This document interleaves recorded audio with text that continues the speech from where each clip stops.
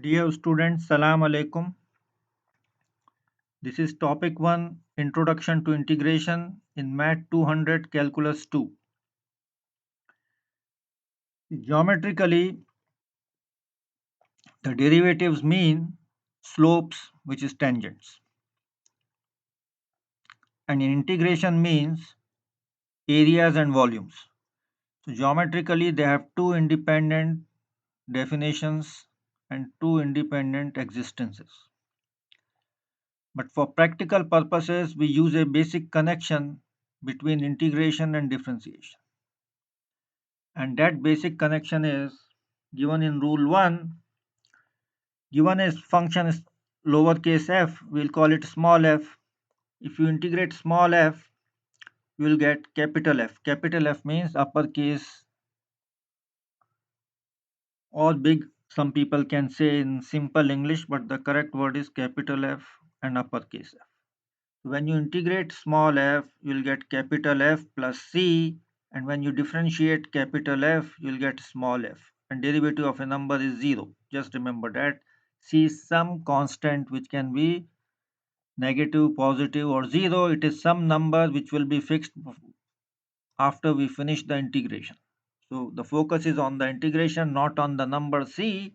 That number C will require fixing, will require some additional information from the question. So your engineering and physics problems, we use some extra information to calculate the value of C, but in the first few chapters we don't have to calculate it, so do not think about it. It is some unknown number which can be big, small, negative or positive or even zero sometimes. Now the most important thing is when you integrate small f, you get capital F, and when you differentiate capital F, you get back small f. This is called as the fundamental theorem of calculus, which will show the connection between the two processes of differentiation and integration. We learned differentiation in calculus 1, this is calculus 2, here the focus is integration. But since the two processes are interconnected, opposite of each other, so to say, we have to remember our differentiation rules and also the integration rules which we have discussed before in the class. And in this video I will show how to use some of the basic formulae for very simple questions with examples. Yes. Now example 1. Now before we go to example 1, let's look at the first formula of integration. X power n, when we integrate, we get x power n plus 1 divided by n plus 1 plus c, and the denominator n plus 1 cannot be 0. So we write n not equal to minus 1. When n equal to minus 1, we'll need a new function which is the natural logarithm. We'll discuss about it when the time comes. And when we differentiate this, your small f is x power n, the capital F is x power n plus 1 divided by n plus 1. When we differentiate the capital F, we'll get back x power n. We have seen this in the class and we have also seen this in the topic on the table of integrals. Now the table of integrals will have thousands of integrals, but we need only the 13 which is there in that list of one page. So those 13 formulae are the most important. So go back to that one page of 13 formulae which you'll need throughout this semester and also in the upcoming semesters in other courses like calculus 3, differential equations, and engineering mathematics, applied mathematics, and some other math courses. Now let's look at example 1. Integrate x power 2. Power 2 has a name, it is integrate x square dx. Now this dx is very important. Whenever you write this integration symbol, that you have to write the variable with which you are operating. So it is dx here, most of the time it will be dx here. So sometimes I will not mention dx, but it is there, very much there, and we have to write it and also speak it out. Now what's the rule? Whenever you look at any integration question, you have to think about which rule to use. So today we'll be using this rule again and again. Integration of x power n is x power n plus 1 divided by n plus 1 plus c, and not equal to minus 1. See, this condition of denominator not being equal to 0 applies in all the formulae in mathematics. and plus c will be there, so I will not mention it again and again, but we have to write it when we write our answers. Now what's this? This is the power function n equal to 2. So integration of x square dx will be x power 2 plus 1. X power n plus 1 n equal to 2. You'll get x power 2 plus 1 full divided by 2 plus 1. 2 plus 1 is 3. So your answer is x cube over 3. The power 3 has a name called cube. Now check your solution. Now your capital F is x cube over 3, small f was x square. Now differentiate x cube over 3, you will get differentiate x power 3, you will get 3 into x power 3 minus 1 full divided by 3. This 3 is there in the answer, so just write it. This 3 and this 3 will cancel, 3 minus 1 is 2 and derivative of c is 0. You get back your x square. You started with x square and you will get back your x square.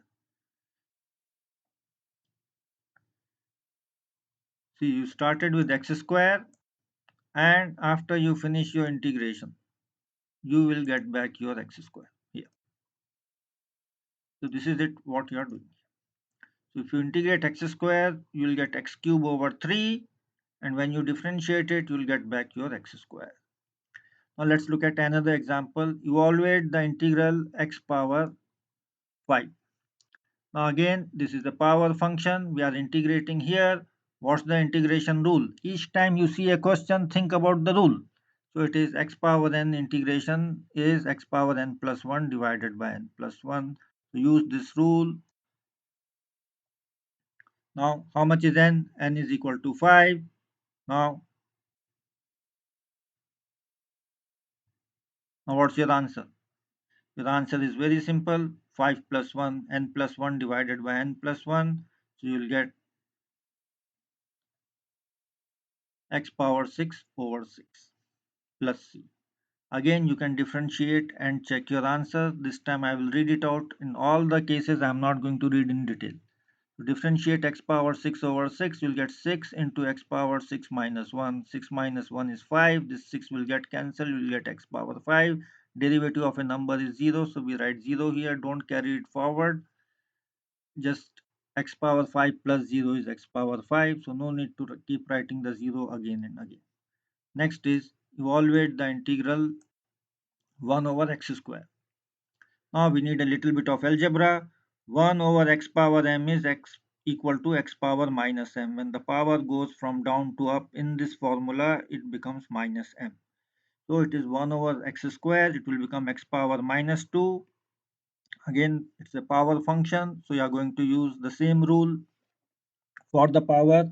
You'll get x power n plus 1 divided by n plus 1 plus c and not equal to minus 1. Now your integration starts here.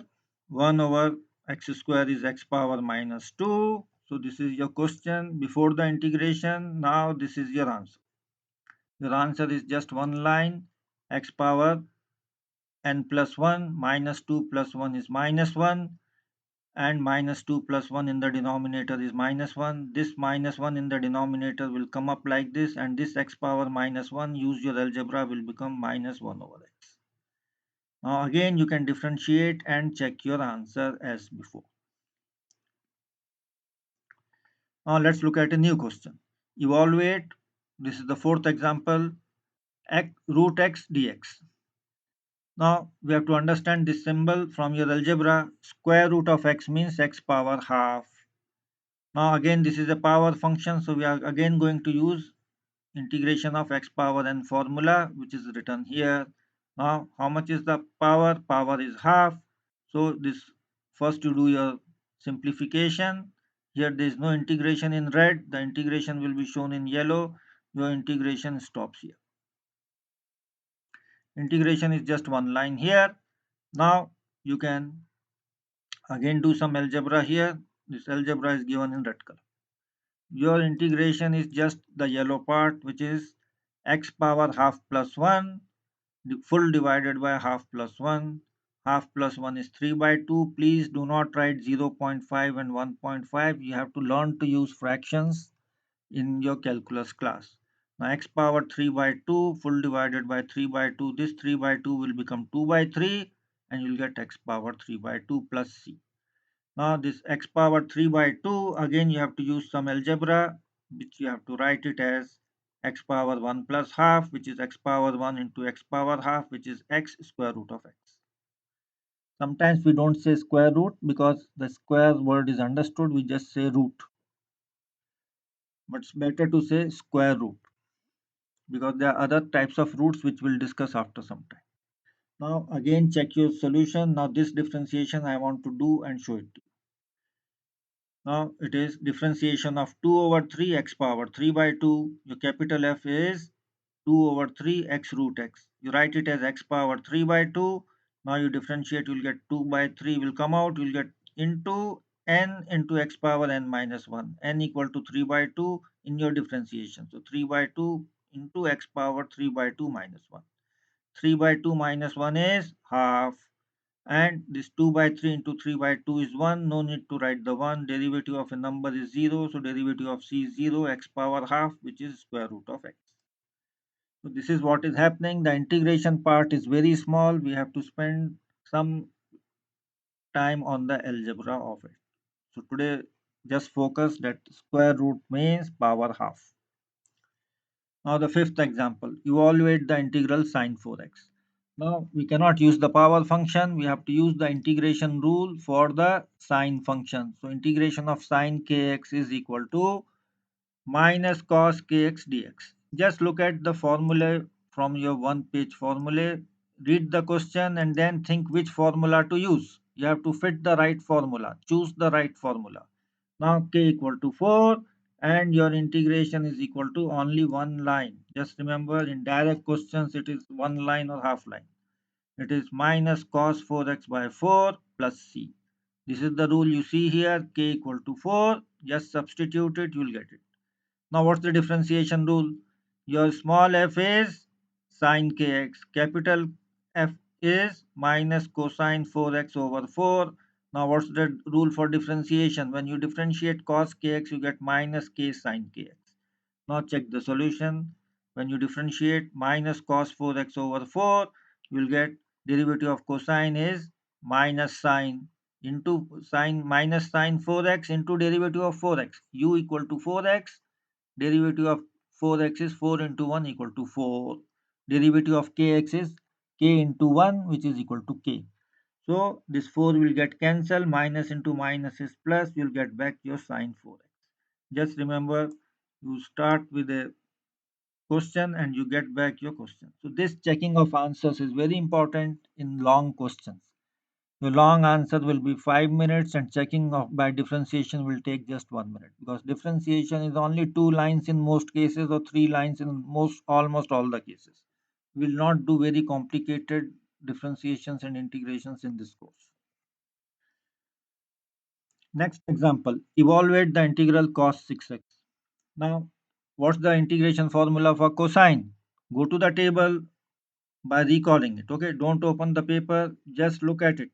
You should memorize. When you integrate cosine kx, you get minus without the minus sine kx by k. When you integrate sine kx, you get the minus, but when you integrate cosine, you get plus sine kx over k plus c. Now, how much is k? K equal to 6, and this is your integration, just one line. Sine kx over k equal to 6, sine 6x by 6. Please remember, you cannot make the mistake of cancelling this 6. The 6 in the numerator is inside the argument of the function, which is the sine function. There can be some other function here in some cases. And this 6 is a number which is sitting outside. You cannot cancel inside with outside. By inside, I mean the argument of the function. By outside, I mean with some number which is multiplying or dividing. Now, again, you can differentiate and check the answer. Your capital F is sine 6x by 6. Now, you should know how to differentiate. I have written the differentiation rule here in this answer, but you have to recall it. Again, you differentiate, you will get back your function which you started with. You started with cosine 6x integration, you should get back cosine 6x. Next example is evaluate the integral secant square 8x. Now, try to recall what will be the answer. When you differentiate tangent, the answer is secant square. The numbers and the plus minus have to be looked into. So the rule is integration of secant square kx is tangent kx over k, and the plus c is always there, so we will not think much about it. Now your answer is n equal to, sorry, k equal to 8, so you get tangent 8x divided by 8 plus c. Now again you can check the answer by differentiation. Your capital F is tangent 8x by 8. Now put it in the differentiation, you will get back your function. Derivative of tangent is secant square. You will get secant square 8x into derivative of 8x, which is 8. 8 and 8 will cancel. You will be left with secant square 8x. See, this is the YouTube channel which has all the videos of previous semesters and this semesters, and the videos which I am planning to put in this semester. Each topic there will be one video, so please go through these videos, and if you are in a hurry you can see the videos of the last semester, but I will prefer to use fresh videos which will be made after every class. Depending on the questions you ask, changes will be made in these notes, and accordingly you will have an updated set of notes and an updated video in every semester, inshallah. Thank you. See you soon in the class.